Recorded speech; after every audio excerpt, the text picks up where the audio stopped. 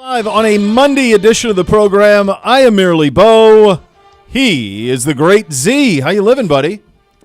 Doing well, dude. It's crazy. It's already, we're Monday. We're back at it. Training camp is going to be, by this time next week, we'll have had multiple open training camp practices. It's impossible. It feels very impossible, but it's here. And, you know, I got to come in and do an event over the weekend with Coach Stefanski and got to spend some time with him, which was really fun, and he was awesome. Honestly, it was for one of our corporate partners, some of their big clients. It was awesome. He's fired up. He's ready. He had a good month down at the shore, and he's ready to roll. And I saw a bunch of our players. It gave me a little juice. I was like, okay, all right, this is good. Yeah, I was trying to explain because people are asking me this weekend at the lacrosse thing, like, why are we? This seems early, and I'm like, it does. It does. It is. I mean, some of this is the ramp up that we're now in now, where you have to ramp up to go, and you build toward those camp practices. It is early. It does seem quick. The summer seems quick. For our intents and purposes, summer is over at this point, and away we go on this thing. And you're seeing it around the league. I mean, there's news out of Cincinnati today with today's Turtle Soup Day in Cincinnati. Yeah. Legendary Turtle Soup Day is today in Cincinnati. So, it is go time around the league, and it's football is here, and away we go. And away we go. Yeah, this is going to be obviously a very interesting training camp for the Cleveland Browns, and I know we're going to get into a bunch of various things as we go along here, but it's going to be, one that is so quarterback focused. Yeah, man. That at least that's something that's going to be something interesting every day. There's going to be something to talk about every day, reading into who got what reps and the successes or lack thereof that they had and how that changes over time. And I think the Browns have an idea, a good idea of what they expect this to look like. Mm-hmm. But at the same time, I wouldn't expect a starting quarterback to be announced for the Cleveland Browns for probably a couple of weeks, maybe 3 weeks even, because they're open to that it is truly a competition, that somebody can come and seize this opportunity. But I think going into it, and I think we've talked about it all along, Kenny Pickett feels like the guy that is the leader in the clubhouse, but he's going to have to maintain that lead. He's going to have to earn it. But I think that's going to be such a fascinating thing to watch, this whole thing unfold over the next month or so. And look, we do a thing on here. We do it sometimes in the morning, little thing or not a thing. And so I think if you play that game, bless you, if you play that game in camp, every rep does matter. Oh, yeah. And in camp, where you rep matters. How many reps you get in certain places matter. What you rep matters. All of the pieces matter now. They did in training in the mandatory stuff too. The one thing that's going to be kind of above all of this or adjacent to it is Flacco. You don't need to see him do much. And I know Joe's probably going to want a bunch of reps and all of that, but you don't need that much from him. You know what he is. Yep. And you know what he's capable of. Yep. So the three young guys, and Pickett isn't that different than Shadeur or Gabriel, they are going to, when they rep, what they rep, and how much they rep, all of that stuff matters bigly in terms of getting to what this season has to be about, and that is, yes, development at a bunch of different places, try to contend, do all of those things, but we're in a bit of a transition phase as a franchise, and you need to see if one of those three guys can be a long-term answer. That's really what this year's about. That's what it's about. Yes, 100%. And couldn't agree more with what you just said. That's what it's all about. This team trying to put themselves in a position where they can answer the question that they have not been able to answer. Who is the franchise quarterback of the Cleveland Browns? They've taken shots at it, big shots, and so far the quest continues. And so that is going to be kind of what is the driving force behind this season. And I think not how success or failure is measured. That's measured with wins and losses. That's the bottom line in the National Football League. Now there are relative things that you look at, right? That, okay, where are we? The expectations here are probably different than those in Baltimore or Buffalo or Kansas City. Yeah. And they should be. not to say that you can't go and make a run. Teams go from worst to first in this league every single year. Mm-hmm. But this year, it's not a success or a failure if they don't identify that guy. But if they don't feel like they have a definitive answer one way or the other, that complicates things going forward. So I think you want to win as many games as possible, but you also want to have a real answer to that question. And if you can have a real answer to that question in the affirmative, I think it sets you up for so many possibilities that could be very, very good for the Cleveland Browns. If you answer that in the negative, that nope, there isn't somebody here that can do that for us, you positioned yourself with the Mason Graham trade to be able to go do that. Yep. So that's kind of what it's about. And by the way, I kind of think if you don't have an affirmative answer on that, you're probably going to be picking pretty close to the top anyway. Yeah. Yeah. If you play a bunch of quarterbacks and honestly, as tough as our schedule is, one of the young guys could play really well and we still don't win. Which wouldn't be the worst thing that would be for you and I, and not the words of the franchise, but from our perspective, like you need you and I did this. We went through the roster and we were grading the roster and where it stood around the league, and we were going through every room, and we ranked the rooms strongest to weakest. Yep. The reality is that we need a massive influx of new young talent, controllable talent across the roster. And the building of that just started this last year in the draft, and it's going to continue next year in the draft. I mean, of the things we looked at, almost every position room needs an influx of young talent. If you could get into the position where you have a good answer that, Pickett, Gabriel, or Shadeur can be that guy that you're like, we're comfortable going with that guy, and have your first of your 2 first-round picks, whether it's because of you or because of Jacksonville, be a quarterback pick that you could turn into 2 or 3 more ones, and then have maybe 3 ones this year or 2 ones this year, kick it forward, 3 ones the year that potentially Arch comes out gives you another year, but also, and then 2 ones the year after that. And you can have 7 first-round picks over the next 3 years. You should. Yes. It's not 100% that you're going to hit on all of them, but you should really be able to get this done the way that you want it to be done. And what I mean by that is quarterback, you're going to need a receiver. You could need a tight end. You're going to need tackles. You're going to need potentially guards. You're going to need a defensive end. You're going to need cornerbacks, and you could even need a safety. I mean, you have the whole roster. Yeah, you have a lot of needs. Guys. You have a lot of needs going forward. As things shake out going forward, you're going to have a lot of needs. Yes. First full squad practice is Wednesday, 4:25. First open practice to the public is on Friday at 2:00. That is training camp, and here we go. What'd you make of Scotty? I mean, it was never a doubt to me once he had the lead. Yep. He is the best player in the world. I mean, he just missed probably 12-footer on 16, which is called Calamity, to run off 4 straight birdies on a 230-yard par 3. The crazy thing is he didn't play the par 5s well. Mm-hmm. Relative to the field, he did not play the par 5s well at all. In fact, he set the record for the most under par on par 3s in an Open Championship ever. Yeah. He could have won this by 10. Like, he didn't birdie 2, didn't birdie 7. He just really didn't attack the par 5s the last couple of days like you would have thought he could have. And if he did, maybe he wins by more. He put himself, though, by winning by 4 or more. The only people that have ever won 3 or more majors by 4 or more are Jack Nicklaus, Tiger Woods, and Scottie Scheffler. Yeah. And what he's doing is, it's not – people get really – it really fires people up when somebody says, oh, it's like Tiger-esque. It is kind of like Tiger-esque.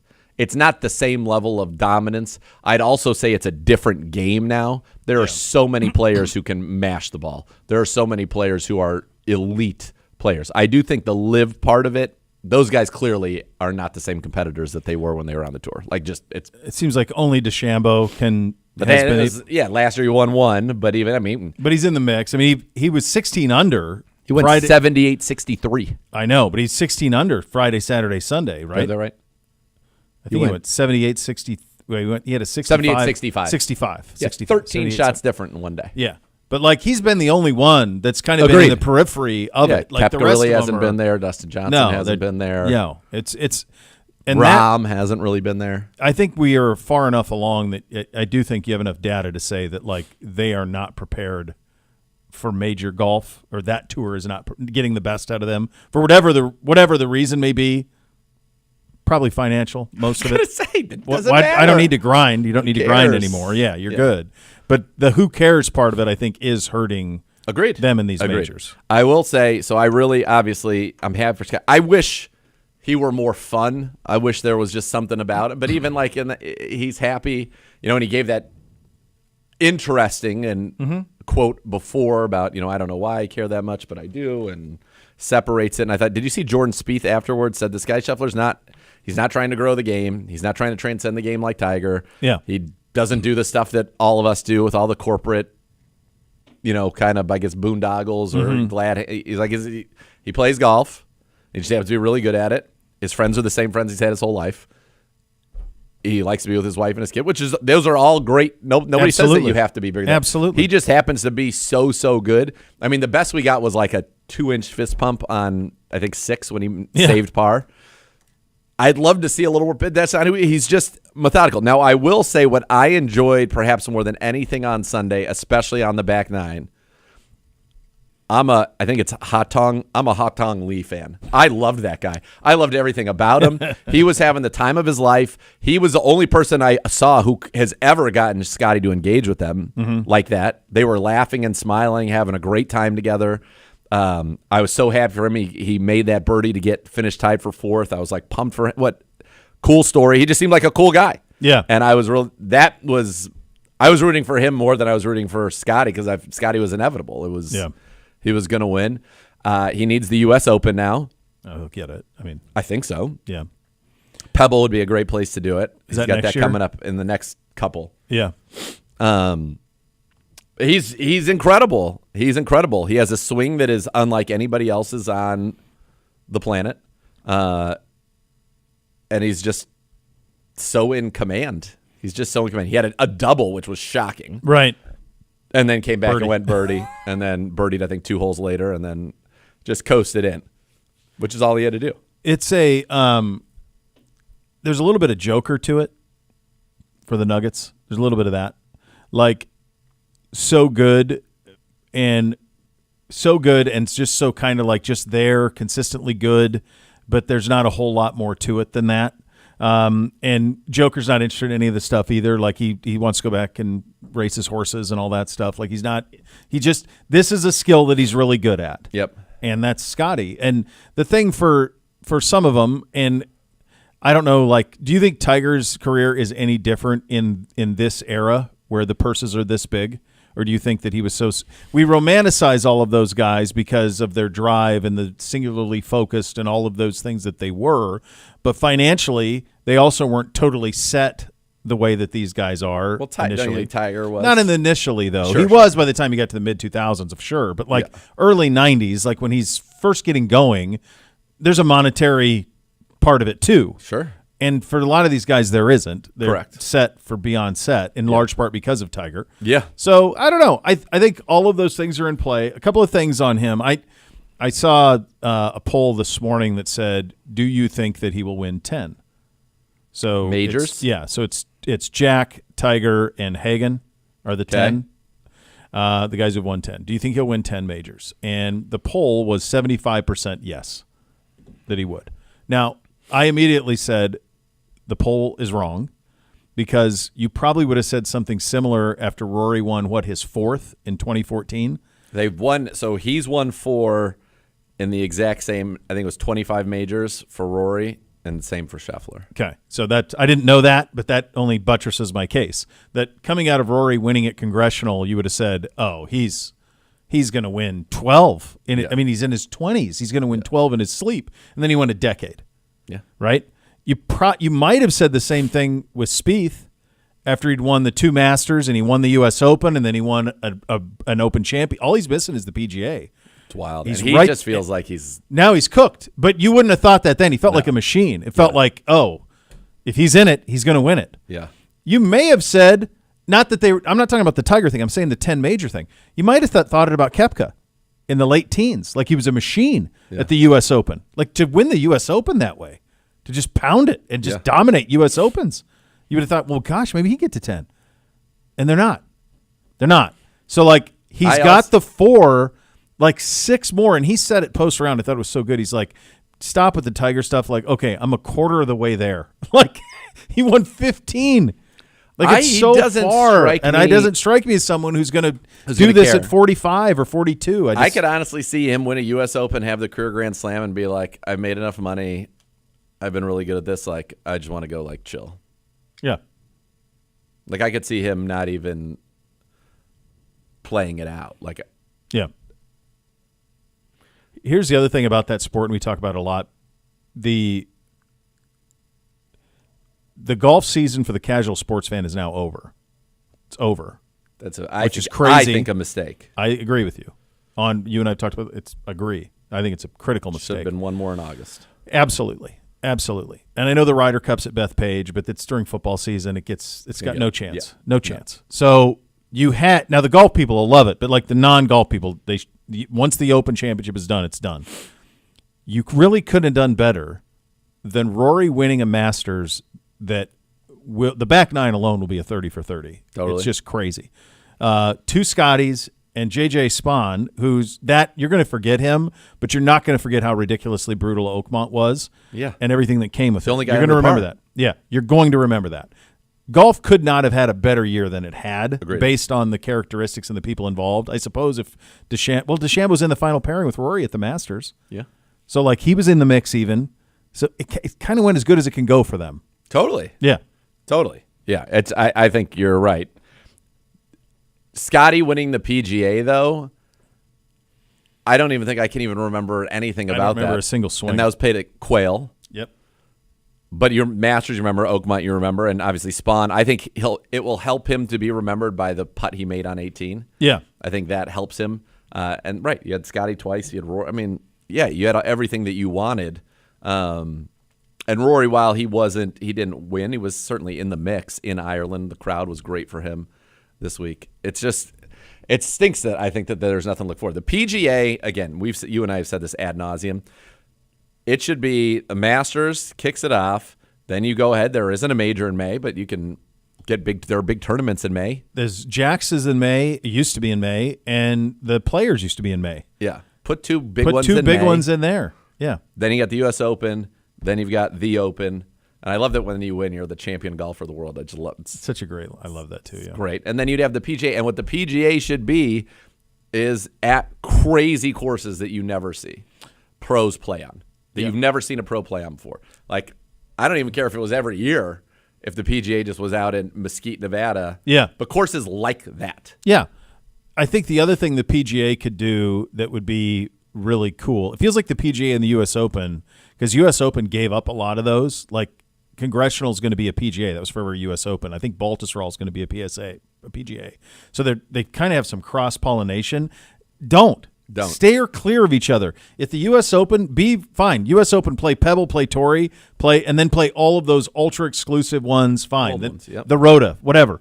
But the PGA, you're right. There's a spot for it. And one thing that I saw was pretty cool. One of Beamsy's buddies' dads went to Ireland on a golf trip, and he's like, I've played Royal Portrush. And I know you've played a lot of the courses in the Rhoda. Yeah, in the Scotland courses.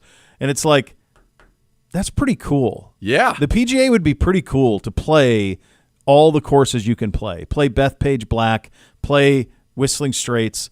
I think Torrey and Pebble are U.S., but like even if you gave Torrey one to of the PGA, cool Bandon courses. One of the Bandon courses. Absolutely. The PGA there. Yeah, Mesquite. All of those courses that anybody can play the one in Vegas that's overly priced. Play all those. Set up a PGA at Castle Pines. They used to play an event there, but like have them be hitting the ball at, in that kind of elevation. Yes. Would be cool. Yeah. There's there's an opportunity there. Totally. Yeah, the ones that courses that people go on vacation to play. Yeah. Like have a PGA at Mystic Rock Mystic Rock's in Vegas. Mystic Rock's the one. That's right. That's Nemacolin. Nemacolin. What's the one I'm thinking about in Vegas? That's the one I mentioned. Is it Mystic something? It's the most expensive course? It is. Yeah, that's the one that Tiger and those guys played at. Yeah. Shadow Creek. Shadow Creek. Yeah. Yeah. Play at Coeur d'Alene, where I was. Coeur Summer. d'Alene. Perfect. I don't know if they could back it up enough. I don't know if they have enough room. No, it's pretty short. You're right. Probably is. But But even if they had to hit different shots, or even if they shot 30 under par, who cares? Like, do it different. Cool places. Cool places. There are plenty of them. There are. There's courses about in Hawaii that are public courses. Bighorn? That are stunning. Yeah. Well, public isn't, but still, No, same. but like a place a resort Yes. that somebody yes, somehow or another people can find their way onto. yes. That's to me. I think we agree that that's what that is. All right, you ready for absurdity? Depends. I'm going to give you 5 minutes of youth sports. I'm going to give you 5 minutes of this weekend. Tournament is in Warren County, Ohio, about 45 minutes north I know Warren is. Yeah. of Cincinnati. Have you been there? Oh no, Warren County. I know Warren on the way to. No. You pass it on the turnpike. Of course. Yeah, no. It'd been great. You could have stayed at home. Could have that stayed at weekend home, had but you it been is- in yeah. Ohio. Yeah, that'd been real nice. Now, this is a victory because it wasn't Baltimore or Baltimore adjacent. So Fair. it was 3 hours and That's 20 minutes closer. home instead of 5:56. Fine. So you get your schedules on Thursday. So this is how it's been all summer. Beamsy and Bootsy play starting at 8 a.m., and they're done usually by 1 o'clock. And then NBC starts at like 2 o'clock, and he's done at like 7. So it's all day. But it's in the brochure. No problem. I got it. You typically stay at hotels that have the word suites Yep. in the name. Yep. Very loosely use of the word suite. Okay? If by suite you mean it has a sink in it, yep, then I guess it's a suite. There's never a restaurant in them. It's Right. So we were at a Marriott across the street from across the freeway from Kings Island. So that's a win. So you got a restaurant in it, and away you go. So that's fine. So that's nice. Did the 2 rooms. Nobody. I got too many kids. Got to do it that way. So you get the schedule. It's 5 o'clock. You've been there all day. You got to be there. You're up at 6:30. You're at the place by 7:30. You're there all day. We're in the middle of the late games, NBC's games on Saturday, and there's lightning. Shut it down. We're done. Say, okay, we can go home 4:30. That's fine. Maybe get a shower, kind of chill out. They didn't call him right away. So they called him later. Eventually go back. But here's what I know as a veteran of the youth sports world. They have to play those pool games. So now, what initially would have been if the boys win championships were on the road by 1:30, becomes now we got to play pool games at 8 o'clock. We got to play bracket play that the last game was at 2:45. Okay, last game's at 2:45 now. So already I'm in a bad mood. So we're heading back to the hotel after all day. Everybody's loaded in. Everybody stinks, all this stuff because you've been in the sweat hot all day. And they go get some snacks. I think they did Wingstop and Chipotle is what they want. I'm like, I just need something. I want something that feels a little more homemade. So no names, please, but an Italian chain that I think you would say is a relatively higher scale Italian chain, like a sit down, not a walk in, make it for you, like go have a seat type situation. So I go on their app and I download. I wanted a cup of soup. That's what I wanted. I wanted a cup of soup. Minestrone. I would have taken a minestrone or a wedding soup. Both of those would have been fine. It ended up being like a grandma's chicken soup, which was fine. Okay, great. I just needed I didn't want a crema. I wanted a broth. Yeah. That's all I wanted. Give me 2 bowls of that. It says it'll be a half hour. So we get the kids their stuff. It's right across the street. I go over across the street, park in the pickup lot. I text, I'm here. We wait about 5 to 7 minutes. And I'm like, in my head, I'm going like, all right, like. It's a ladle and a walkout. So I go in and I go, hey, I showed the thing. I said, look, I ordered and I tipped $5 because I don't want any sort of thing not to be. I don't care if all you're doing is walking it to me. $5, enjoy it. Yep. On Yep. a $12 tab, I don't care. Yep. It's fine. So I show the person in the front. The person in the front says, when the orders are done, they'll be on that shelf, and there's nothing on that shelf. Great. Great response. So Yep. I go, yeah, I get that, but all I need is 2 bowls of soup. That's it. That's all I need. And I said, my hunch is you make a vat of it, and then you stick a ladle in, and you soup it into a bowl, and you staple it, and you give it to me. That's what I think the process is. Feels correct. You know what she said to me? We make every bowl of soup from scratch. No, you don't. No, You, don't. ma'am, No, you don't. Are a liar. a liar. Liar, liar, pants on fire. Every bowl of soup from scratch. You may make a vat of soup. One scratch. massive one at probably 8 in the morning. Yeah. That's right. Yeah. That's how I made soup. You're a soup man. I I Love got a the crock soup. pot. am Good a soup. soupier. Come on now. So what am I doing? What's my response to this? What do you say? I mean, it's been a full day. I'm not going to fight with the person at the front. I'm not going to make a scene. So I'm like, every bowl of soup by scratch, huh? Yep. Okay. And I went back and waited in the car. By the way, it would be 7 minutes impossible later to generate the flavor profile of the soup. Dude, you'd be out of if business. you made it in one. Here's one little soup. If every time somebody said, give me a cup of minestrone, you were back there starting. What are we doing? Give me the ladle. Give me the ladle. Yeah, fair. They finally bring it out, and away we go. So enjoy my soup. Did you enjoy it, though? I did. It was pretty good. Okay. It was a nice All soup. right. It All was right. what I wanted. I wanted a nice They soup. made it Because fresh it would for be you. worse if you opened scratch. it and it's like, Yeah. No. Fresh. it's not great. They were back there chopping carrots and celery. Just on the moment. and onion. Bro, you yeah. got this tender quick. Yeah, boy. That's amazing. It really is incredible they were able to do that with the Feels like this is not a good business plan at all. No. So you're playing all these games on Sunday. You get through it all. You're playing all these games on Sunday, and it comes to like all the Bootsy's done, hung a little banner. He was excited. NBC's team lost in the semifinals, so now we're just needing Beamsy's team. Yep. He plays at 1:15. Where there's about 10 minutes left in the semifinal game. They're up 4-2. They've beaten every team in the tournament, and you hear a crack of lightning at 2:00. Crack of lightning. So what does that mean if you hear a crack of lightning? It's 20 minutes. 30. Oh, when did that change? 30 minutes now. Used to be 20 from the last one. I feel like you could do it at 5, Probably. quite honestly, and you could figure it out. So 30 minutes. Another crack of lightning. Reset it. Another crack of lightning. 50 minutes later. If there's another crack of lightning, do That's you it. get to start over? Yep. 30 minutes from that. That's college football. That is. That's what they do. That's what they do. Yeah. So I'm looking at the radar, and because it's Ohio and it pours every single day, I say to myself, well, my hunch is we're going to be in the rain for a long time. So the 5 of us are sitting in the car, sucking down microwaved hot dogs from the concession stand because you haven't Nice. eaten all day because you Not don't even eat a anything crock at pot these hot things. dog. No. Shame. So I'm sitting there. I'm like, just have the Stones to call it. I can Set us see on the free. radar. It's light. We're not playing, man. We're not. By the way, you only have 2 turf fields. Everything else is going to be underwater. We all know we're done. And all any parent in that situation wants to do is go home. That's all we want to do. It's Sunday. It's fine. it. Let's I get out have of town donated Sunday. my time for this. I'm good. And by the way, Beamsy's team didn't lose. The team that they were going to play in the final, they beat 12-2 the day before. So they were going to win it, right? So we're supposed to be an update at 2:30. No update at 2:30. 3:00. We're still sitting there. So now we've sat in there for an hour and 15 minutes. The kids from the 2 teams are going back out on the turf to warm up because the sun's out. It's like, hey, let's play. 3:15, 3:20. Guy comes over. Yeah, we're canceling it. You guys can all go home.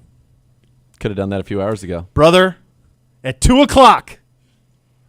Give me that at 2:00. You're halfway home Oh, at that dude, point. I'm through. I'm damn near to Mansfield. Jeez Louise. 3:30. They called it. Wow. Yeah. Go home. And that was the fitting end. Are you done with lacrosse here for the summer? Yeah, we're done. We're done. Show's over. That was it. We did, and the Spiders guys were awesome. Great group. Good fun all summer. But, like, one thing I know, like in youth sports, like anybody, just be decisive and make a decision. And just give them, when Yep. it's obvious, don't worry about hurting all the feelings. Like, just make it, and everyone We'll can go. move on. Everyone's fine. Everyone's fine. By the way, I had a fun set of conversations with a company, a delivery company. Okay. So I'd order some wine that's delivered through the delivery company. And they always say, in the summer, you don't want this thing going around on trucks. So you get it sent in a certain way, and then they hold it for you at the location. Fine. So on Saturday, I get a notice at like 11 that they attempted to deliver it but nobody was there. It was closed. Okay. So mind you, when you say hold at location, you're holding it at that company's location, the delivery company, and they have stores all over. Oh, the yeah, place. yeah, And so yeah, it's held yeah. at that. Held there, yeah. Held there for you. So I'm like, wait a second. What do you mean there's nobody there? It's open. I know that. So then I call up and I'm like, what's going on? They're like, yeah, they tried to deliver, the place is closed. I'm like, how's that possible? They said, well, actually, you got the message at 11, but they tried to deliver it at 5 in the morning. So I said, you mean to tell me that your company tried to deliver to your company at a time in which they knew your company, same company, was not open? And he's like, it appears that way.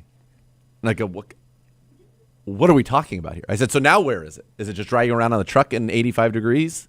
Like, what's going on now? I don't know. Great. I said, well, can you tell the person with it to just go now? They're open from 10 to 6. Yeah. Which you guys should know. Or just give me a street address and I'll meet you. I'll go get it. Yeah. No, we have no way to contact the drivers. I'm like, Hold on. I can't believe that's true. I said, but that's fine. We're not going to litigate this out. So I said, can I talk to the manager? I just want to understand how this happens. So I'm asking, she's like, well, that doesn't make a lot of sense. Then she goes, well, actually, it's because the facility it's at is closed. They just call it that. I said, so it was never attempted to deliver. I said, here's the text. I'll read it to you. Your package was attempted to be delivered today. It will have to be delivered a later date because the business was closed. I said, well, so why are you guys saying? She's like, well, our computer system's very backed up and it's sending some wrong messages. I'm Come on. What are we doing here? So ultimately, anyway, apparently it was never attempted, but who knows? But the fact that the story that they were giving me at first was that they attempted to deliver it to their own company when they knew their own company. I said, it's not like you're trying to deliver it to my house and I just wasn't there. Yeah. I said, you said I got it held here and you tried to deliver it to you when you weren't open.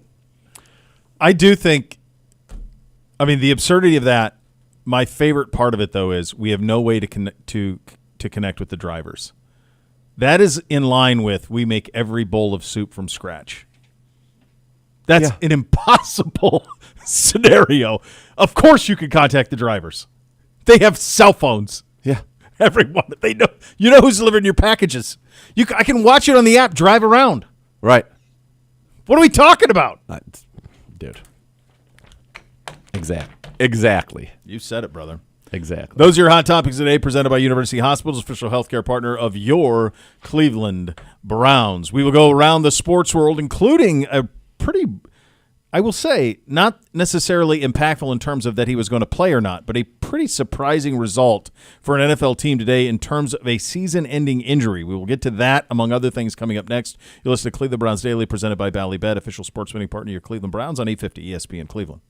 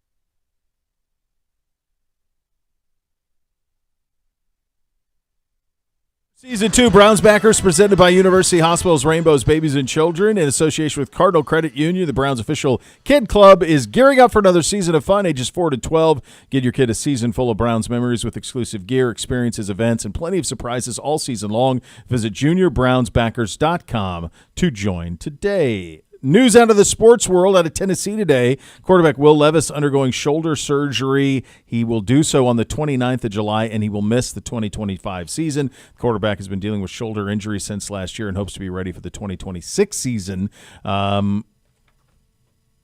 This just struck me as I want to have a good summer because he participated in the entire offseason program. It's very strange. The injury happened last year. Yep. So it just strikes me as you guys drafted a quarterback at number 1. Fine. I'm going to have a nice summer. Yep. And then I'm going to have the surgery, and I'll sit out next year, and you can trade me after that. Yep. That's what it feels like to me. It's a very strange thing, and that's something that you see very often. But Shaq used to do this. He'd have a minor surgery like in training camp for the Lakers, Sure. and this is what really pissed Kobe off because he'd have these surgeries, like a minor surgery in camp, and Yeah. Kobe would be like, dude, I'm ready, and now you're not going to be ready until March. February. And Shaq's answer was, well, yeah, but I'll be ready when it matters in the postseason. I'll be good. Yep. And this guy ain't Shaq.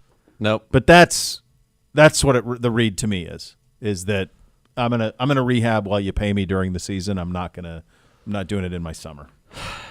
It's pretty wild, though, if you are Levis, because it's not like you have a huge background to stand on of success. No. They're literally trying to replace you as we speak.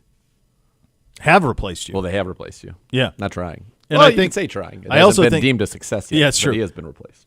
I also think like you're missing the forest through the trees from the standpoint of how the rest of the league will respond to it. Yep. Because I'm guessing everyone took note and went like, oh, that's the type of dude he is. Like, okay. It feels that way. Yeah. I agree. All right, we have a By the way, do you think that they become, we are a team with 4 quarterbacks. Do they become an interesting potential partner there? for a Flacco situation, Yeah, he'd be the only right. one. Is if you did the two places that would seem to make sense for me for Joe if we were to move off of him and we're comfortable with the 3 young guys would be Minnesota and Tennessee. New Orleans. I think New Orleans is trying to go to the bottom. I just think he feels like if they like Tyler Shuck, I mean, Yeah. he feels size-wise Oh, he sure. feels Yeah. like a pretty Yeah. good Yes. Doppelganger for sure. Yeah. Yeah. But in terms of like mentorship and like just being a pro and all of that, like I thought of Minnesota, like, and we obviously know Kwesi very well, but like I don't know who's behind JJ McCarthy there, but they're ready to go. And if something were to happen to JJ, like that would be a kind of a perfect stopgap Yep. for them. So yeah, I mean that could be something to watch on that side of thing. But yeah, because our current quarterbacks are Cam Ward, Tim Boyle, and Brandon Allen. I think Brandon Allen played at Arkansas. I have no point of reference on Tim Boyle. TB12. Pretty sure he started a game against us as the starting quarterback for the Lions a few years ago. I'll take you at your word, brother. I recognize both those guys. He's been with Green Bay as well. Tim Boyle definitely started against us, and I think we somehow in the rain theory. lost that game or was much closer than it should have been. I have a theory. Yes. I think the reason you guys know these guys is because you guys have to be locked in for entire preseason football games. Tim Boyle started against us. I'm fine. I believe you. I believe you. November 2021. Tim Boyle, Did we beat him 12-9? 13-10. We won. Yeah, and baked through a few picks, and it was gross. Boyle completed remember that game 15 at of all. 23 for 77 yards. but 15 threw completes 2 for picks. 77 yards. Was that was the Odell when it all went south, 2021? Yeah, it was end of 2021. Yeah. Yeah, that was an ugly game. Boyle's Maybe vaporize first that from career memory. NFL start. Yep. Victory Monday. Well, I mean, We had can't one. say it Win to wasn't. win. No, it was. Can't say it wasn't. That's because it was. Can't say it wasn't because it most certainly was. Steelers have released a throwback uniform paying homage to their inaugural 1933 season. They wear them Week 8 on Sunday Night Football against the Packers. Oh, that's a shame they're doing it against the Packers. It is a shame. It's a weird-looking uniform. It feels like all of their old ones suck. yeah. They suck, but I think it's just one of those things where if you're going to try to do something from the 20s and 30s, those and then they'll sometimes do like with the Steelers. If you haven't seen them, so they're wearing like a khaki khaki kind of pant to mimic what they wore in that age. It's and then they wear it's a yellow helmet, which I don't. Did they even wear helmets? They were probably leather if they were wearing them in 1933. It was probably leather. I'm guessing they weren't yellow. So it's a lot of kind of like faux homage. Yes, I like that. It's not real. They never wore those. It's kind of like what the Giants. Remind me what the Giants did last year, guys. You remember that when they took elements from all over their history to make one? Yeah. So that's kind of what it is. Yeah. I wish they wouldn't wear it against the Packers because them against the Packers has a look to it. By the way, Brandon Allen has faced the Browns 3 times. Was Brandon Allen's first start against us as a member of the Broncos? Was that his first career start? 11-3, 2019. You have the box score for that game? 12 of 20 for 193 yards and 2 Cortland touchdowns. Sutton touchdown, a 75-yard catch and run Noah Fant touchdown. Maybe. I don't know the answer to that yet. You know that box score? Come on. No, I don't have the box score. I just have his lines. Well, I'm pretty sure that was the game that led to one of our players being removed from the team and never to be seen in the National Football League again after a violent threat was made at a radio host. I remember that. That's got to be, dude. It's got to be. Pull up that box score. Noah Fant. I'm calling it. 75-yard catch and run touchdown. And then he played against us in November of 21, as a member of the Bengals. Yeah, I remember that. And then in January of 22.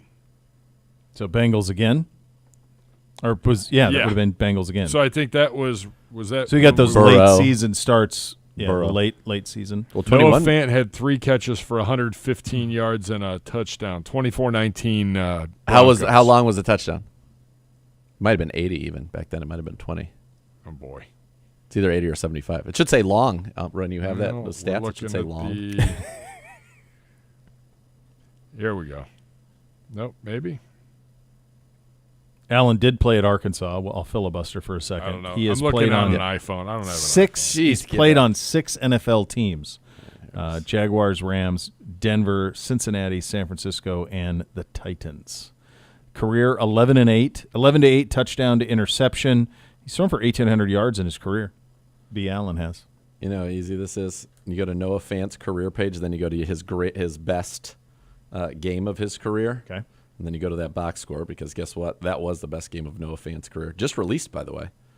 And it was a 75-yard, Noah Fant 75-yard catch and run from Brandon Allen. Yep, had it. And Cortland Sutton was the first touchdown. He had that too. All right, let's play a little. There's a lot in this well, noodle. you've seen There's a lot of in ball. this noodle. You've seen a lot of ball, brother. That was sideline days. I'm going to give you. This is your boy Timmy Boyle. You want to know his college football record? Where did he play? He started at UConn and then he went to Eastern Kentucky. Eastern Kentucky. I knew it was a direction. Guess how many times he started more than 10 games in a year in his college career? I'm going to say 0 based on that. Yeah, because the way I did it. Badass. Just once at Eastern Kentucky, he went 4-7. As a college quarterback, Tim Boyle was 4-15 as a college quarterback. His highest completion percentage was 61.5. Not at exactly Eastern playing Kentucky. against the best of the Big No, Ten. at UConn, he went 0-4, 0-3, 0-1. Never had a completion percentage better than 52.4%, for God's sakes. As an NFL player, he is a 5-13 touchdown to interception, passer rating of 58.1, 60% completion percentage. You know what? There's not enough quarterbacks. No. There aren't. No. There is no reason. Why is he on a roster? How has he started a game in the league? Man. Almost beat us. I know. He did. I mean, that's crazy. He did almost He was a beat us. bad college quarterback. And bad somehow one. has found his way into being Clipboard Boyle. It's a great gig if you have it. Yeah. It's a great He's not Colt McCoy No. with that college career. He's not Brandon Allen with his. No. That's wild. Did you see this Noah Fant piece was in here? No, I just knew that he had been released. Seahawks release veteran tight end Noah Fant, 2019 first-round pick. that wild? There you go. We end up in a Noah Fant world. He's acquired in the 2022 trade that sent Russ to Denver. Yeah, he was. He had a catch and run, and people were critical. I think safety Jerome Whitehead, I think was his name. Is that right, Gibbon? Yes. That strikes And me then as it right. did not go well from there. It did not. Former Very Brown poorly. center J.C. Treader resigning from his position as the NFLPA's chief strategy officer, withdrawing himself from consideration for the NFLPA's interim executive director that was previously filled by Lloyd Howell. He Treader was like had a been in the role. favorite. This is a surprise. Well, did you read his comments? Not only did he say decline, he said, Sat down for an hour with Jonathan Jones. I believe I want nothing to do with any of you. I mean, he strenuously opposed being appointed. I'm out. Good luck. See on down the road. It's been a rough Yeah. stretch for the NFLPA. Rough Yeah. stretch. Yeah. So we'll always remember him for breaking down Game of Thrones with us. JC. Yeah, he was great. And didn't we set him up with like didn't they have the scotch for every house? Yes. That we set like 6 Yeah. bottles of scotch, one for every house. That was cool. We did. That was the right thing to do. He gave us a lot of his time. He did. It was every Monday. He'd give us like 45 minutes Yeah. on the breakdown. Yeah, he was great. The Chiefs and defensive end George Karlaftis agreed to a 4-year, $93 million extension, includes $62 million in guarantees. So he gets paid a little bit there. This is always a tricky one because I talked about this a little bit this morning. President Trump threatening to withhold a new stadium deal for the Commanders if they do not change their name back to Redskins. Also wants the Guardians to revert back to the Indians. The Guardians have replied saying they have no plans to change their name. The Commanders have done the same, that they're not changing their name back either on either front. What? I don't know. I don't think you can tell like private business what to do, how to name their teams. I don't think you can do that, but who knows? It always just came back to I grew up 45 minutes south of the Blackfeet Indian Reservation. It always just came back to and I've said this many times in the show, for Washington, it was the name. It was the name. Like if they were any other, if they were the Indians, they'd have been fine. Probably would have been fine. And if the Indians didn't have Wahoo, they would have been fine. I think that's right. So like if the Redskins logo, if the Indians owned that Blackie Wetzel image, he's the artist who did it. If that was their logo, they'd still be the Indians. I really believe that. I just think that they were crossed. Both were just the image was wrong on the Indian side and the name was wrong on the Redskins the side. Seminoles of Florida State's gotten to keep. Yeah, what they were very smart though. I was down there when that all went down, and they went to the Seminole tribe and said, "What do you need from us to keep this?" And so, like, if you go to Doak Campbell Stadium in Tallahassee, there is a Seminole flag that flies over the stadium. They did a giant bronze statue called Unconquered, which is Chief Osceola on the spear, like massive outside the front of the stadium, very regal, dignified look. The actual Chief Osceola, who's the representative on the horse that they run out with in the games, all of his apparel is approved and given to Florida State by the Seminole tribe. Yep. The Appaloosa horses come from the exact same breeder, so they're very specific about how it's used and that it's revered and all of that. All of the name, image, and license stuff that's done in terms of using Seminole is approved by them. So it's a true partnership. Yep. Is what it is. Yep. That's what they did, and that's why they've been able to keep it. So just the way that you present it has a lot to do with that. All right, we've got some fun with audio we're going to have coming up next. You'll listen to Cleveland Browns Daily, presented by Ballybet, official sports betting partner of your Cleveland Browns.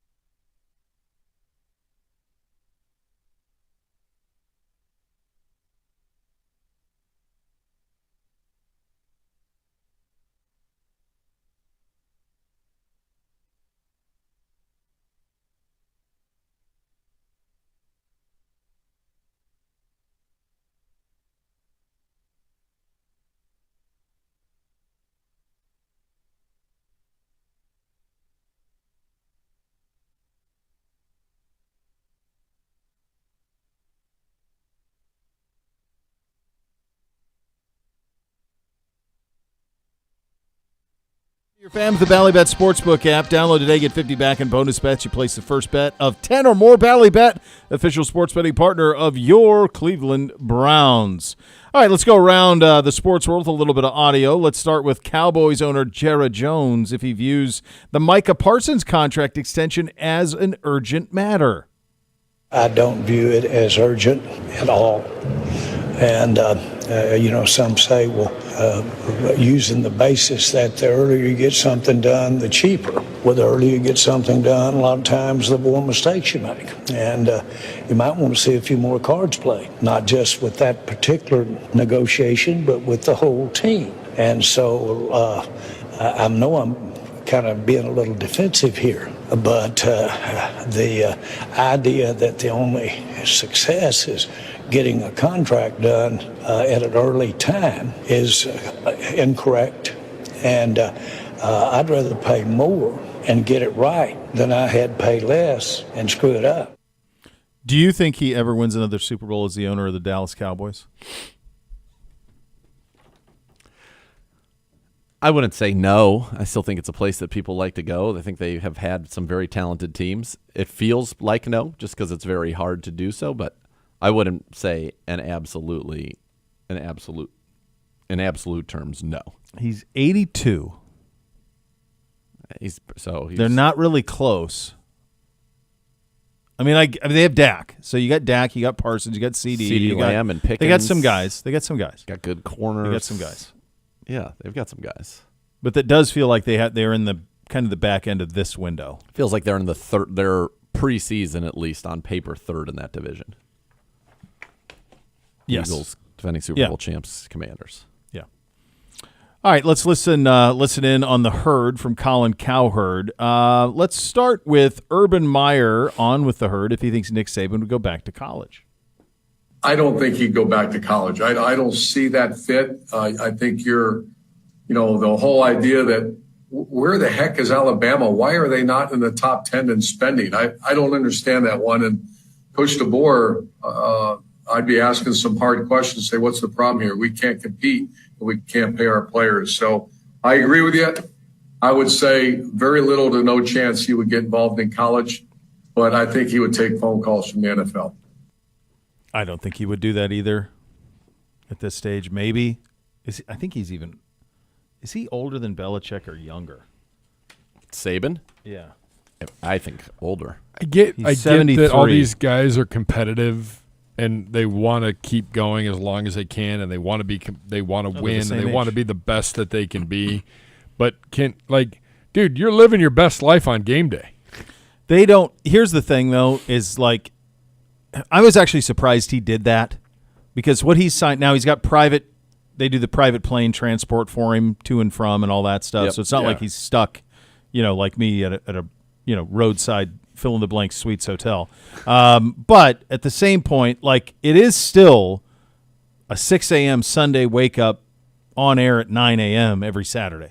And he don't need that either. So I was surprised he took that job because it's 3 hours of television every week. Yeah. I mean, it is. You can't cheat it. That's the job. And that's a job that at one point was kind of over by the end of November and now goes into damn near February, all the way through January for sure. So it's much more labor intensive. I'll tell you this. I think he'd be a better NFL head coach than Belichick is going to be a college head coach. Yes. I think Saban would have success in the league. Yeah. I mean, he's that organized, and I think everybody has universal respect for him. I think he would be just fine. And I think he could do it for a few years. Yeah. For sure. He's somebody who could end up, to me, in Dallas. Yeah, I thought the same about Belichick. Yeah. Yeah. Who is their coach now? Oh, it's Brian Schottenheimer. Brian Schottenheimer. Schottenheimer. Wow. Yeah. Speaking of Coward, here is Colin Coward on the differing opinions in the NFL when it comes to Shadeur Sanders. In my life, kind of being around the NFL, 30 years of doing this talk show stuff, I don't think there's ever been a player where there's a wider variance of opinion between the media and NFL executives. The media, myself included, saw him as a B prospect, a good solid in a very, very weak quarterback draft class, certainly arguable first-round prospect, maybe a second, third-round talent. But, solid, good family, DNA, moved well, historically accurate, good kid, not a bad kid. certainly a better prospect than first-rounder Kenny Pickett by far, and against good teams was always productive without a lot of mistakes. And yet he slid to the 5th round. So how he is viewed by the NFL and the professionals there, who I respect and trust, and how he's viewed by everybody else, it's an incredible gap. I mean, I think that's largely fair. That part of it. It is, but I also don't think it's Kenny Pickett taking strays. Yeah, He which did was take unnecessary. one, yeah. I don't think that it's accurate based on where he was drafted, but where he was drafted is not based on that they watched the same tape that the media people did and came to different conclusions. Mm-hmm. They didn't. No. On tape, everybody was in the same ballpark, first into the middle of the 2nd round. Mm-hmm. That's it. But there was all the other stuff that the TV people aren't privy to, that and the way that it was handled. We've talked about it ad nauseum. Mm-hmm. But now he's here, and he's ours, and he's done a great job since he's been here. He's been really good. Gibbe, do we have anywhere the Judy Batista quote from NFL Network today, talking about Dylan Gabriel? I don't, but I can look for it. I didn't see that, yeah.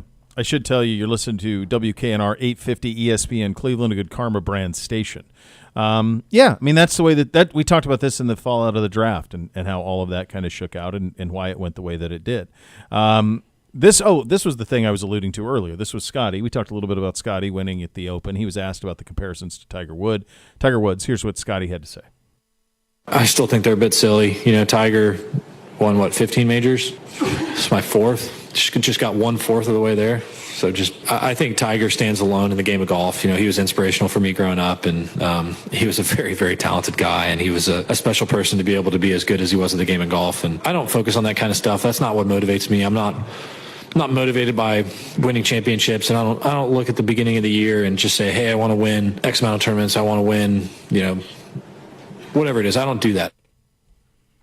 Yeah, that adds up. Yep. That adds up. Yeah, we've talked about that. Absolutely. All right, second hour of the program coming your way next. Z will give us his 5 biggest questions for the Browns heading into camp. NFL triplet rankings as well. You have that to look forward to, which is nice. You listen to Cleveland Browns Daily. It's presented by Bally Bet, official sports betting partner of your Cleveland Browns.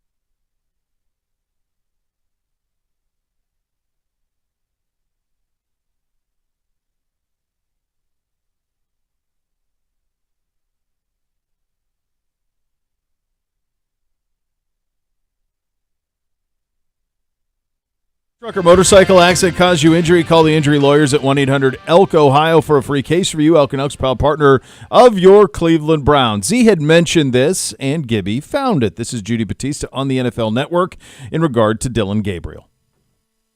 Well, if we believe the language used going back to the spring, they're going to value processing time, decision making, that kind of thing. They want somebody who's going to be able to run the offense, minimize mistakes, make good decisions, things like that. They use those words a lot, processing speed and decision making, when they talked about Dillon Gabriel, especially in the spring. Don't forget, he has a whole lot of experience from college football, 6 years worth. So they were impressed with his processing speed to the point where they said, like, in the spring, they were putting more on his plate than they initially thought they were going to do for him. They kept giving him more information because he was absorbing it so much. Now, of course, when you look at Joe Flacco, there's no question they know how he processes things and how he runs the offense because he's already done it. They went to a playoff with Joe Flacco. So the spring was mostly about just putting Joe Flacco to the side, getting Kenny Pickett up to speed on this offense, which he has not played in before, and then getting the rookies going. But if you're looking at the quarterback competition, it's really two quarterback competitions, the competition between the two rookies and then the competition between the two veterans. Certainly, I think at this early point, you would say Joe Flacco has to have the edge just because he's been there and won there. And then I think you keep an eye on Dillon Gabriel, who I think caught some eyes in the spring with how quickly he was absorbing information. Well, what you just said, Judy, about the competition between the veterans and the competition between the rookies, because you're not keeping four quarterbacks. You've got four on the roster here, so you've got those two. You traded for Kenny Pickett to then just get rid of him. Doesn't make much sense. So you've got those two. Who's the one? Who's the two? And then which one are you keeping on the roster? Potentially could keep the fourth on the practice squad. You could have four quarterbacks in the building, just not necessarily on the roster. So I think that's the way it's going to play out. Which of those rookies can put stuff on tape in the preseason that makes it hard for the Browns to then subject one of them to get through waivers, to get onto the practice squad? Well, all right, there you go. You heard that last part there. Was that Pelissaro pressing on that? Yeah. In terms of what to do with the four of them on the roster. Mike. Sorry. Yeah, Mike. Yeah. Look, Dillon Gabriel, they liked the fact that he'd started so many games. They liked when they got him on the whiteboard. There were a lot of people that said he had the best pre-draft process, not Browns talking, this is around the league. Yeah. The best pre-draft process of any quarterback in the draft. Mm-hmm. The reason Dillon Gabriel didn't go earlier is because of his size. Yeah. If he were 6'4", yeah, probably would have gone first or second overall. Probably would have gone one. Yeah. But he's not. But the processing, that is something we know is very, very important in this type of an offense. If you have somebody who's an elite processor, even if they are, have an average arm, and Gabriel I think has an above average arm, you can win. Look at what Brock Purdy has done in San Francisco. That was the last pick in the draft. 7th round pick.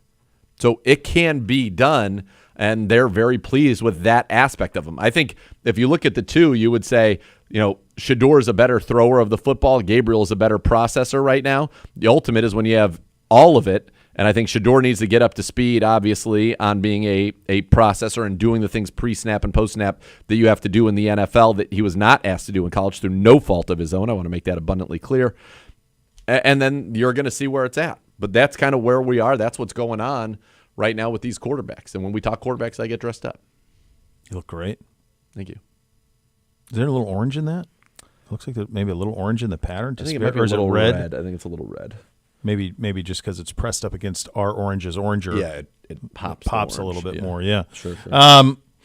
Yeah, I think the one thing that anytime Kevin has talked on Dillon since the draft to probably you talking to him on you had him Saturday at the event, right? Yep. One thing he said is that everybody knows and that this is why Dillon fell the way that he did. It didn't fall. I mean, some people maybe think we reached for him in the 3rd round, but the reason that he was even available is because of the height. Yep. Now, what Kevin has said consistently is it never shows up on film. Correct. There was never a thing that when I'm watching film where I'm like, oh, he could have made that if he was 2 inches taller or 3 inches taller. There's none of that. There's nothing where there's not balls batted down. He doesn't get balls batted down. And it's one of those things. I forget which quarterback. It might have been Kyler who said it, because that's size-wise, he's bigger than Kyler. But we know because I've stood next to both of them. Yeah, that's right. The thing that Kyler always said is, like, this is the only height I've ever been. Right. I don't know. So I know all of this. Breeze knew this. Like, Breeze wasn't a guy who had balls batted down a lot. Like, Correct. He that's what he was used to doing. So, like, this is the only height Dylan's ever been. It's not a problem on film. You Correct. know? And now what you're seeing is, okay, does that jump from college to the NFL, Yeah. does it now show up? It did not show up in college. No. And he was making throws with Abdul Carter bearing down on him, with Mason Graham bearing down on him, with all the big players in the Big Ten. Did it show up then? No. Will it show up now? That's the big question. And I think that's one of the things that, as far along and processing all of that is great. You still have to be able to deliver the football on time and accurately. The other thing that you need to be able to do is you need to be able to withstand the rigors of playing the position. And you need to do it while you're wearing pads. We haven't seen these guys throw a pass in pads. No. And that's just part of the reality of the National Football League. So we're a long way from home in terms of, what this is ultimately going to be in this quarterback race. But we're going to get there, and we're going to get some information. And as I said at the beginning, I think we're weeks away from a starting quarterback being named. Weeks. So you got to get this team ready for week one. And it's interesting. I was talking with Coach Fancy, and I think this is one of the big differences between people like us who talk about it and then people who live it every day. Like, you look at the schedule, and I had kind of made the point. I'm like, you've got last year. I don't think we had a division game until week 7 or 8. It was well into the season. It was, yeah. You have 3 into your first 6, including your first 2. Mm-hmm. You're playing teams that all won 10 or more games. Each of your first 6 opponents all won 10 or more games a year ago. So you don't have a ramp-up period. No. You don't. And he said that doesn't even exist in the NFL. And I think in some cases maybe it does for better teams. But maybe when you're here, you're not. But I thought that schedule would impact things maybe more than it actually will. And I'm saying that from my outside perspective in terms of what you're trying to do and prepare and all of that. Here's what I would say, though, is like, the only pushback I'd give to Coach on that, and he's won 2 NFL Coaches of the Year, and I host this show with you, so we're very different. Where we are. Is that, like, Belichick had a ramp up with the Patriots. Yeah, they were always going later in the season. The Bengals, now it got them last year, but they've had ramp ups, and then they get going. Even Baltimore. Like, you don't always come out. Like, there is no way that if you are a team trying to track down a title, trying to win a division, the division game's an attention getter. So I'm with you on that. Like, you open Cincinnati-Baltimore, that's an attention getter. To me, bigly. Definitely. Absolutely. So, like, that's not a ramp-up situation. But also, like, no one is trying to be your best in September. No. Not if you're not if you're a team that's a contender. You're not. No.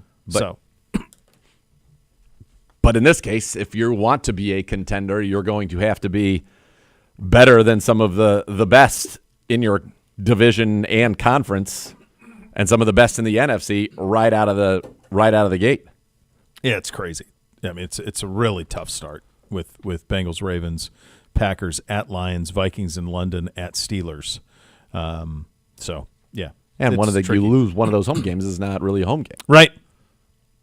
Yeah. Yeah. All right, let's do your 5 biggest questions for this team heading in to training camp. Quarterback. Well, let's get. We'll go. That's number 1. We'll go. Go through this. Number 5 for me is going to be the safety room.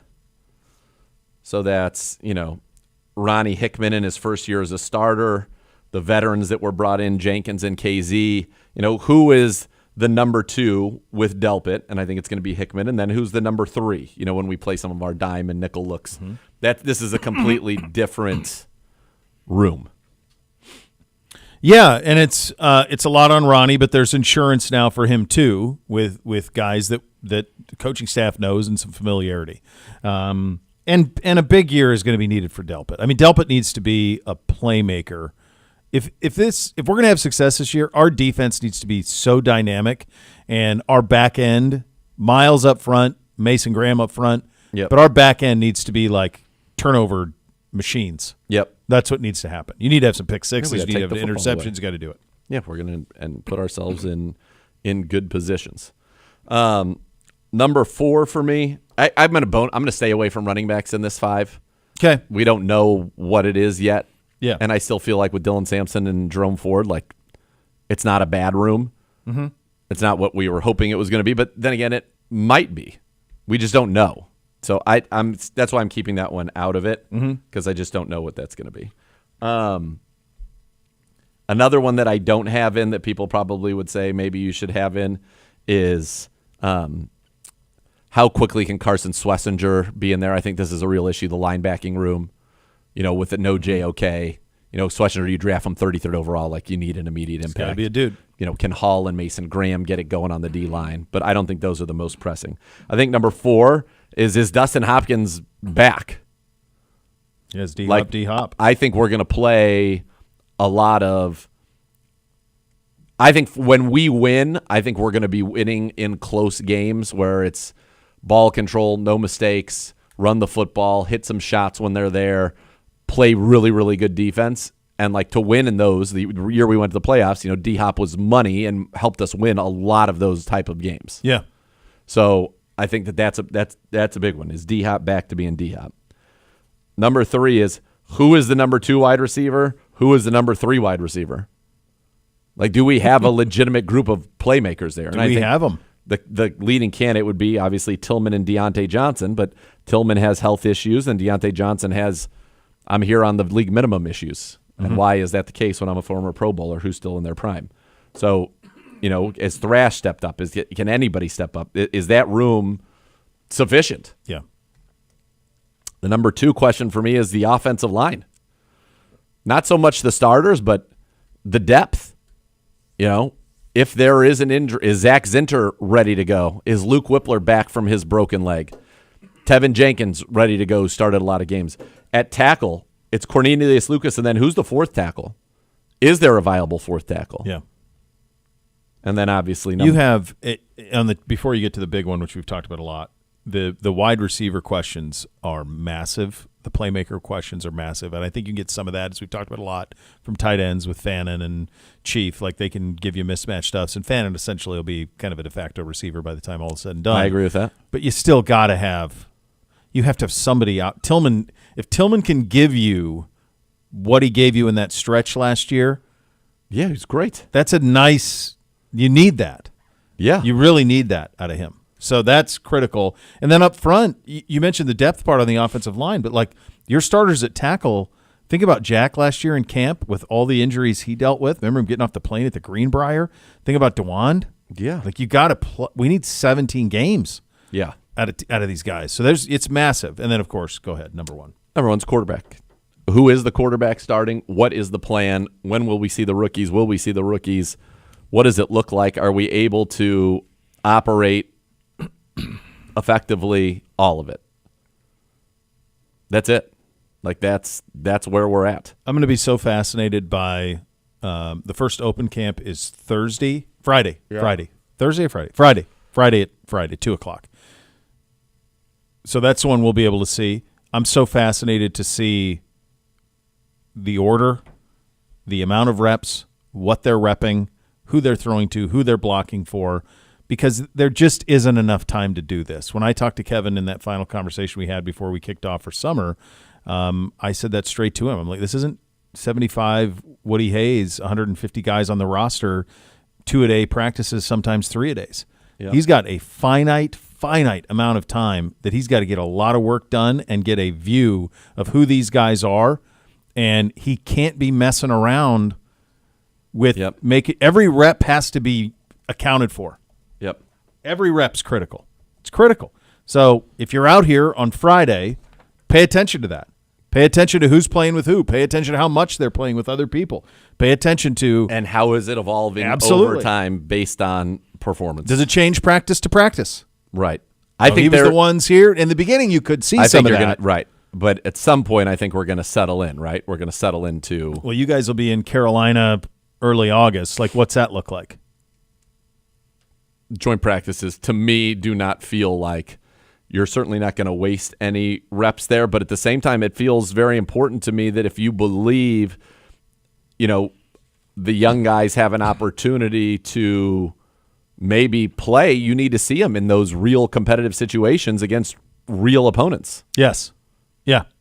So it's a tough thing getting all of these guys ready to actually have a competition, but then also getting one of them ready to start against Cincinnati, Baltimore, Green Bay, Detroit, Minnesota, and Pittsburgh. Mm-hmm. By the way, you can say what you want. We don't know about J.J. McCarthy there. That's a defense under Brian Flores that gets after the quarterback, blitzes more than anybody. That's going to be a full day. Cincinnati, their defense, we don't know if they're going to have their guys up front. Maybe that's the easiest one you have. Might be. Baltimore finished the season as the best defense in the NFL basically over the back half of the year.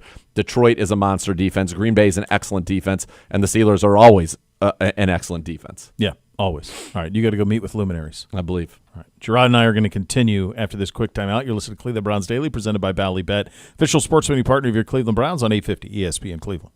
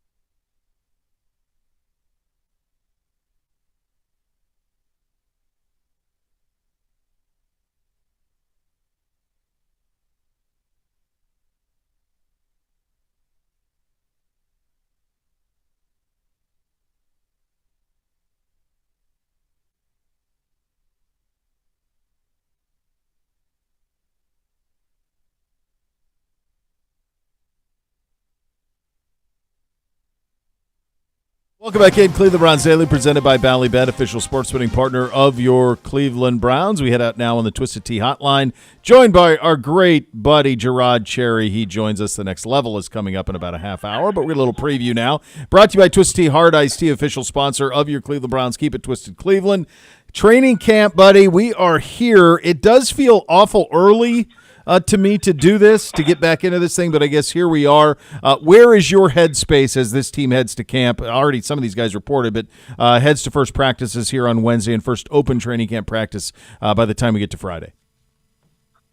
Well, my headspace, though, is with foundation. It's about laying a foundation. Last year, you did not lay a foundation. We had a situation where guys were openly saying that they weren't in shape, weren't ready to go in the course of a season, not the first week or two, but like 4 or 5 games into it. So I say to myself, foundation, here's an opportunity. The weather has been extremely hot. That's a great thing for our football team. And lay the foundation, and that means going out there and exerting yourself. Because I don't get it, Bo. I don't get why people think when you have success that you take off. You work harder because everyone's coming after you. There's no room for resting on one's laurels. So it's about working even harder. And with us obviously going 3-14, teams are going to sleep on us and not take us serious. But here's an opportunity, again, to lay the foundation. So that's what I'm paying attention to, the level of exertion and just intensity that's going to be taking place at training camp. How did your headspace change over the years of your NFL career from maybe what you thought training camp was as a young player to by the time you were a veteran, your approach? How did it change for you? Well, it was always grueling because we had double days. So there was no way of escaping that unless you were just a starter and you were solidified and you had the liberty of saying, you know what, I don't feel like going today. But as you once surround yourself with a winning organization and winning football teams, what you learn is that you never let your foot off the gas pedal and that you're always applying yourself, that you're always in the mindset of we have to exert ourselves because that's where championships are won. And they're lost in the process of not going out there. So over time, I just realized that, hey, this is how you win football games. This is how you win in any team sport. You have to work harder than the other guys in the competition and apply yourself. And training camp is an opportunity to do that because it's a foundation for the entirety of the season.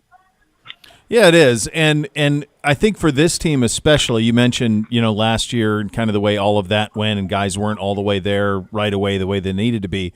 It does feel like if we're going to have success this year, Gerard, there is going to be a brand of ball that we have to play that is defensively physical and punch you in the mouth and turning the ball over.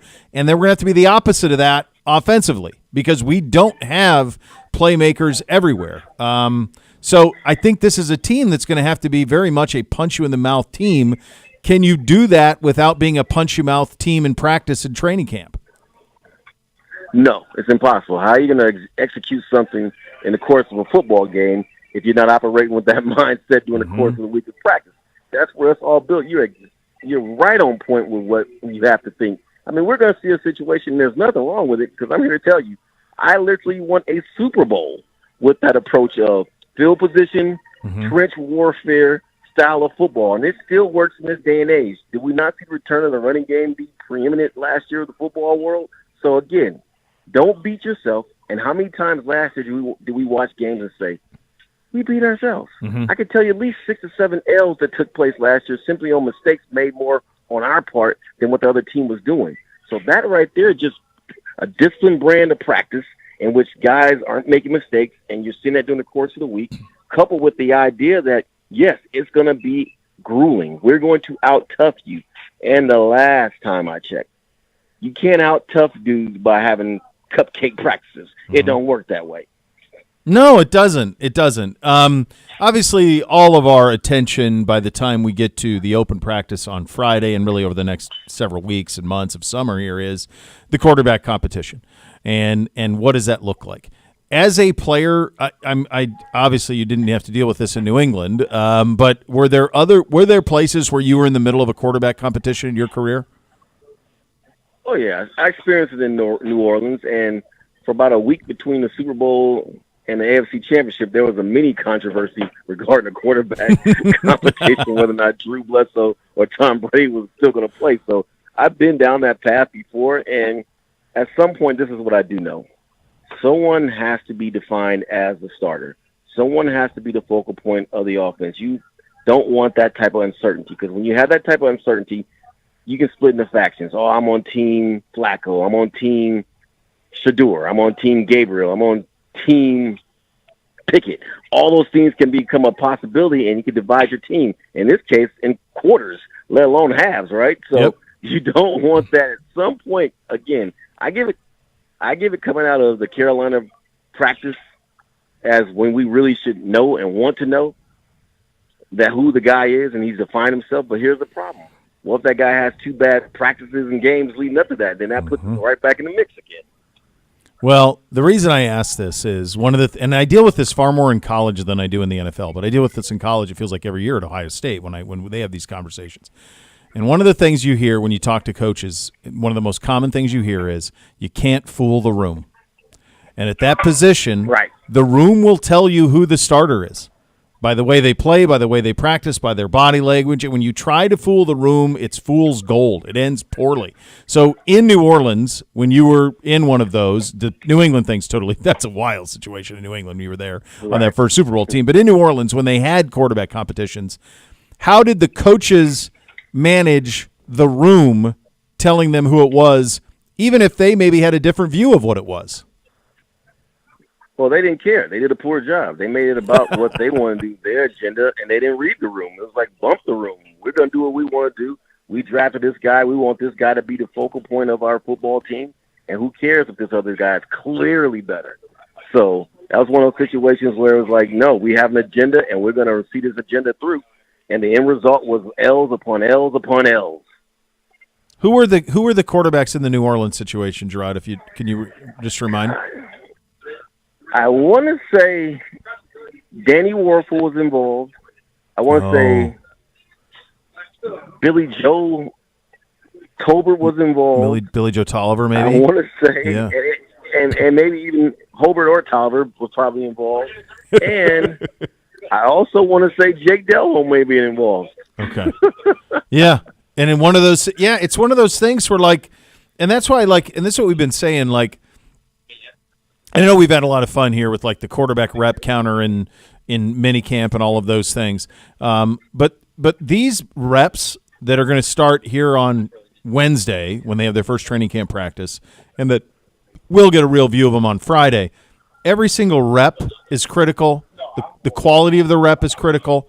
Who you're repping against matters. What you're repping matters.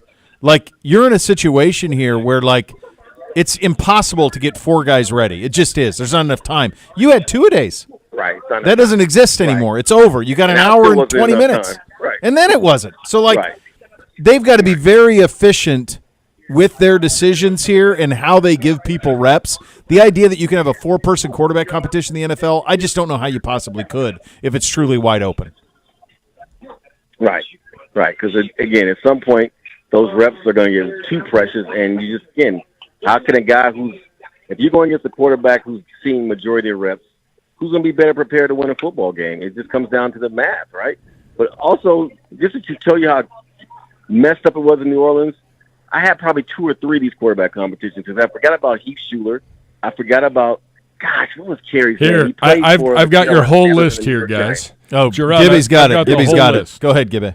Were you there in 96 or 97 your first year? Yes. 96. I was there for 96. 96, Jim Everett and Doug Nussmeier. Wow. Hey, his kid's the quarterback at LSU. Yeah. His kid's the quarterback at LSU. 97 was Heath Schuler, Billy Joe Hobart, Danny Warfel, and Doug Nussmeier. 98 was Kerry Collins, Danny Warfel. There you go. You had Billy Joe Tolliver and Billy Joe Hobart. I thought he was kidding. He had them both. Right? He had them both. I was just kidding. You had them both. Had them both. And then in 99 he had Billy Joe T, Billy Joe H, and Jake Delhomme.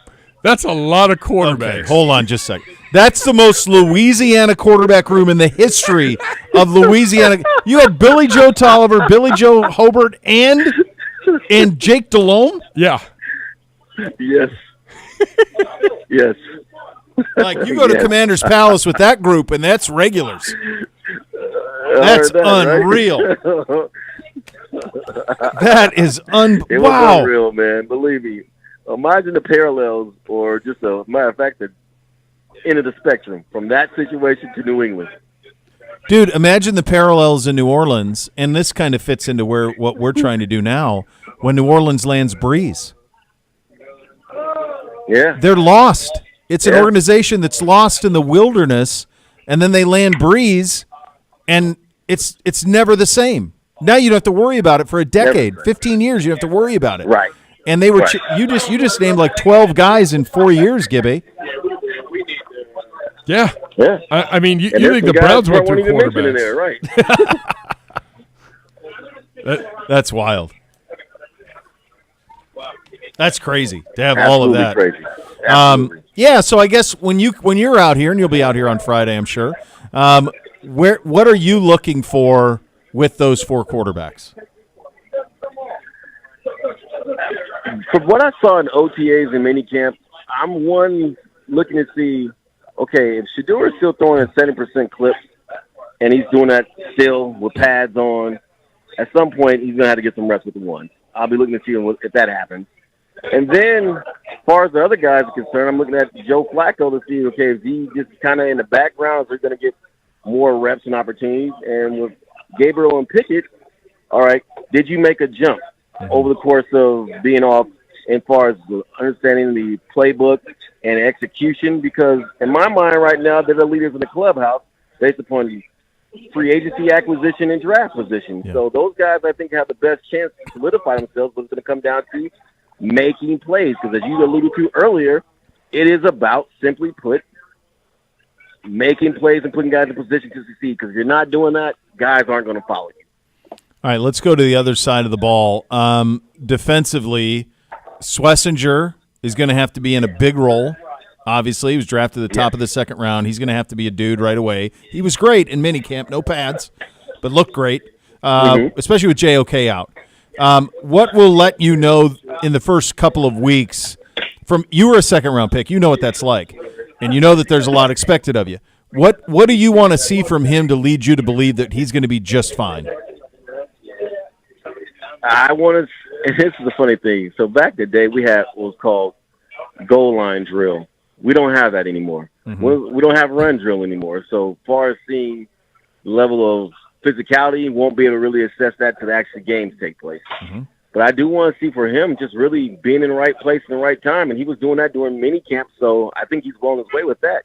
And for a guy like him with his story, Bo, the last thing you worry about is him shying away from contact. He is what you call a go-getter, and I'm going to make the assumption that he's just going to be all over the place flying around. So really, you just want to see a continuation of that. You have a great opportunity here. Take full advantage of it because, obviously, we're trying to replace right now temporarily a star that JOK was certainly on his way to being.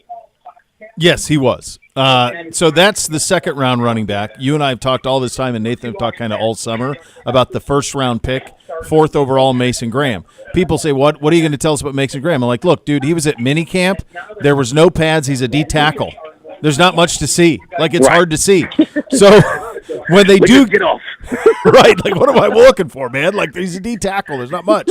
So when the pads do go on, and I mean, this is a guy who wrecked the Ohio State-Michigan game, like wrecked it. What do you want to see out of him to lead you to believe that was the right way to go at 4 overall? You said it right there, the same dynamic where you cannot block him. And we've seen situations with pads on with the offensive lineman versus the defensive lineman where they simply couldn't block a guy. I think about Mike Hall Jr. There were moments last year, remember, when he was unblockable. Yeah. And then obviously Miles pretty much brings that to the table when he has on as well. So you really just want to see a situation where Postic is like, you know what, I need some double team help here with one of these guards. And if you're seeing that when ones versus ones, we're in a great situation, especially when we scrimmage against Carolina and the Eagles. Yeah. And with in particular, Eagles offensive line, and he's still putting that same type of work out there, we have struck gold if that's occurring. Let me ask you this. This is a season in transition. You're trying to get younger on the roster. You're going to add a lot more picks next year, too.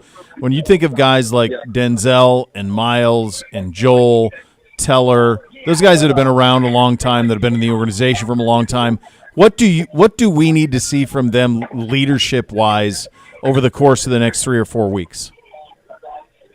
They have to set the tempo. You keep on hearing me if you listen long enough, talk about foundation, and establishing how we're going to play football in a tough mindset. It starts with those guys. Yeah. They're the senior members of the team, and they're the highest paid members of the team, and they're the most visible members of the team. So what does that mean? That means guys are looking at them, especially young guys, and what are they seeing? Are they seeing guys paying the price, working their you-know-what's off, or do they see guys just going through the motion trying to get through training camp?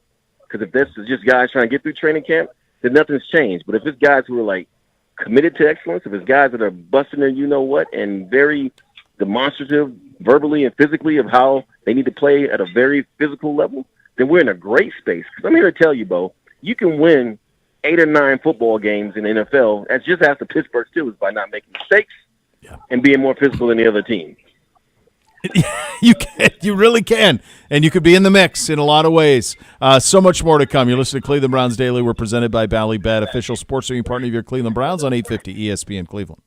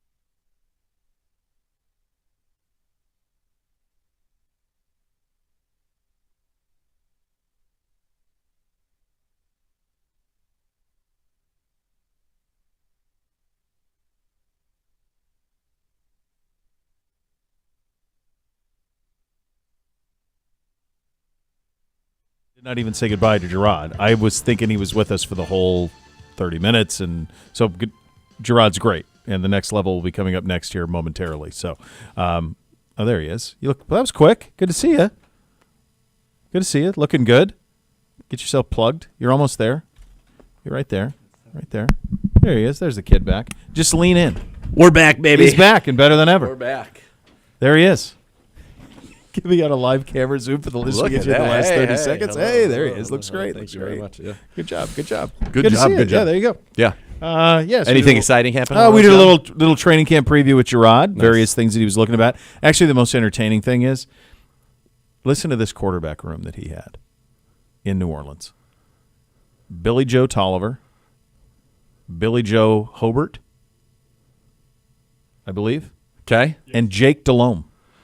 Is that the most Louisiana quarterback room in the history?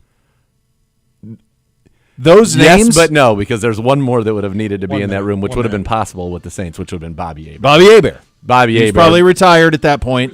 That was 94, 95. It was right before. 94, 95, he was in the mix. This would have been like 98, 9. Yeah. Hobart, Tolliver, Delhomme, and coming off the heels of Hebert. Do you remember Delhomme's nickname from Berman? I want to go home. Want a Daylight Delhomme. come and I want a Delhomme. Make me want a Delhomme. He was great. That was a good one. So good. Yeah, that is pretty. That's an crazy. Yeah.